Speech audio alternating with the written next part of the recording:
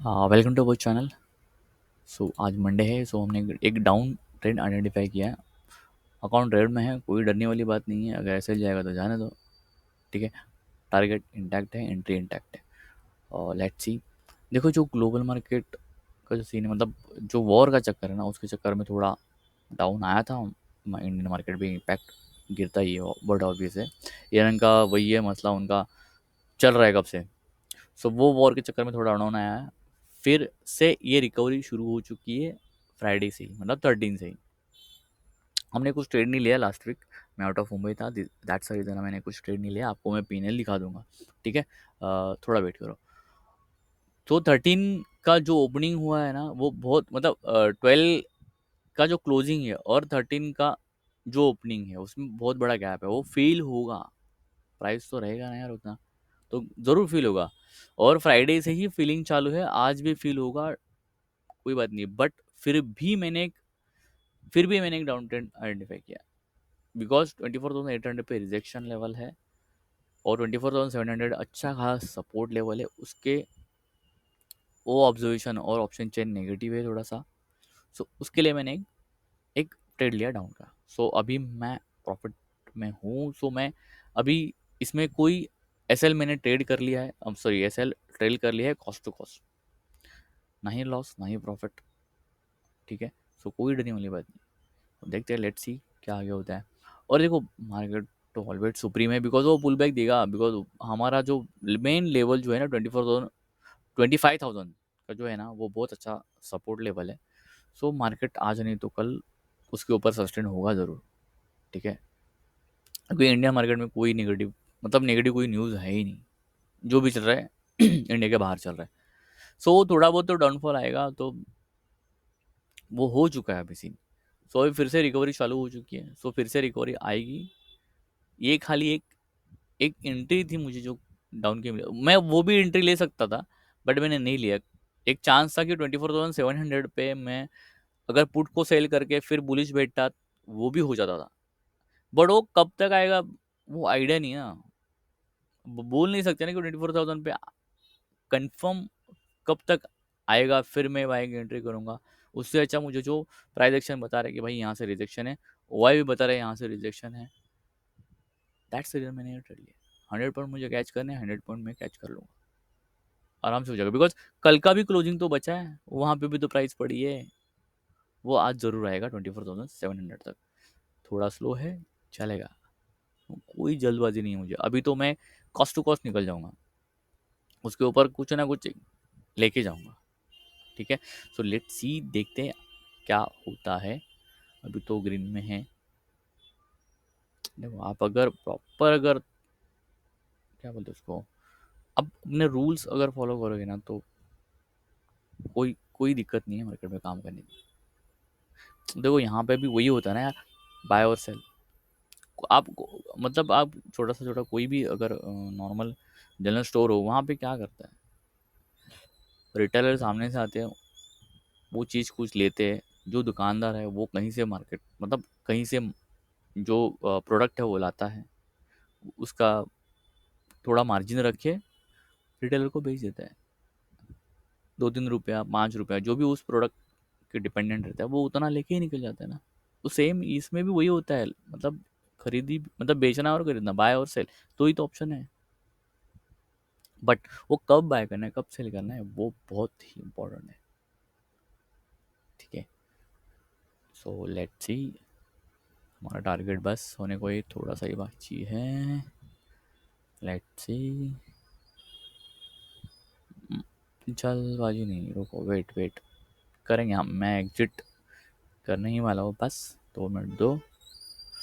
मैं एग्जिट करके ही मैं कंटिन्यू करता हूँ। 1 सेकंड खाली होल्ड कर दो, मैं एग्जिट करके आपको कंटिन्यू करता हूँ। 1 सेकंड। चलो, हमारा टारगेट होने को ही है बस।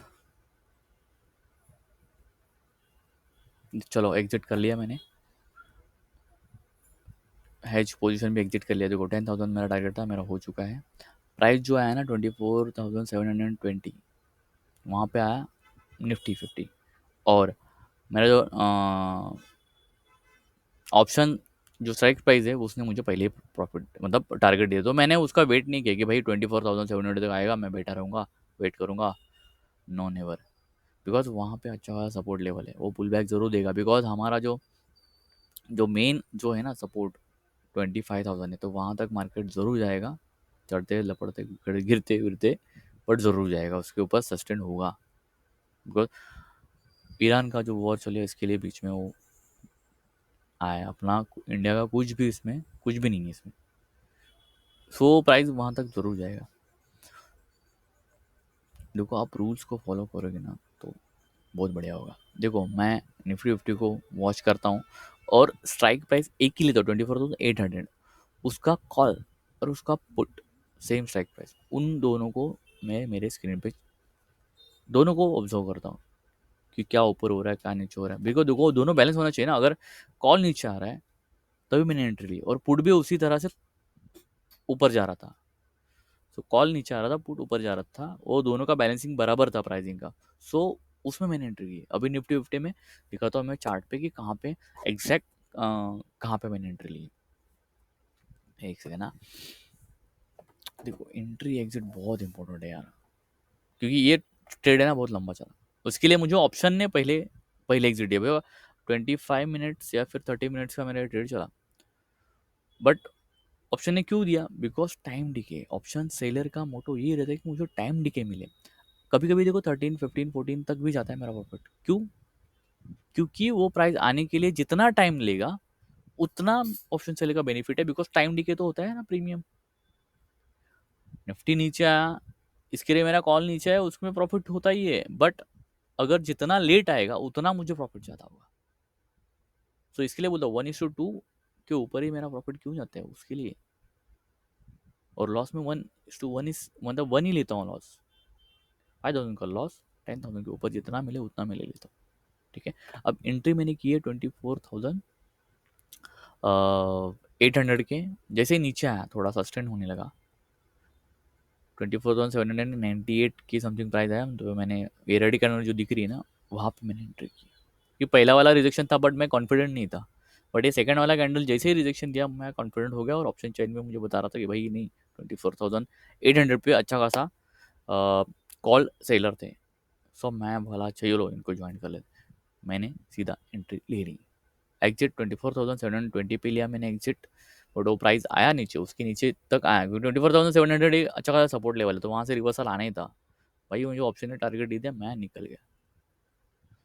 आज के लिए मेरा इनफ देन मोर है। देखो आप रूल्स फॉलो करोगे डेफिनेटली ट्रेडर बनोगे यार। इसमें भी क्या होता है यार, सेल और बाय, और क्या होता है?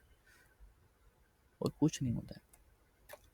सो अब मेरा PNL लिखाता हूँ, जैसे मैंने आपको कमिटमेंट दिया था। सो PNL लिखाता हूँ। लास्ट वीक मैंने कुछ ट्रेड नहीं किया, बहुत बारिश थी, नेटवर्क का बहुत इशू था, सो ट्रेड नहीं ले पाया था मैं। लैपटॉप कैरी किया था बट नहीं हो पाया। सो दिखाता हूँ मैं। एक second, equity no, option chain, range range range range last क्या था फ्राइडे 13, हाँ 13, 14। एक सेकेंड। हाँ हाँ चलेगा, वो 13 का दिखा देगा। देखो कुछ ट्रेड नहीं लिया है। ओके, कुछ भी ट्रेड नहीं लिया है। अब उसके पहले वाला वीक दिखाता हूँ मैं आपको। एक सेकेंड ना, कि उस वो सारे बड़े मेरे वीडियोस हैं आपके पास, तो PNL एक बार दिखा देता हूँ। तसल्ली करो तसल्ली करो। सेकेंड, हाँ 2 और 8, हाँ 8 ओके। फ्राइडे तो वो पकड़ लेगा। 48,000 और 2,000 का ही चार्जेस लगे हैं, क्योंकि मेरा वही मोटो रहता है कि भाई 300, 400, 500 इतना ही दे दो मैं। ठीक है। सो कल मिलते हैं। Market is always supreme. कल मिलते हैं। Thank you so much. Take care. Bye.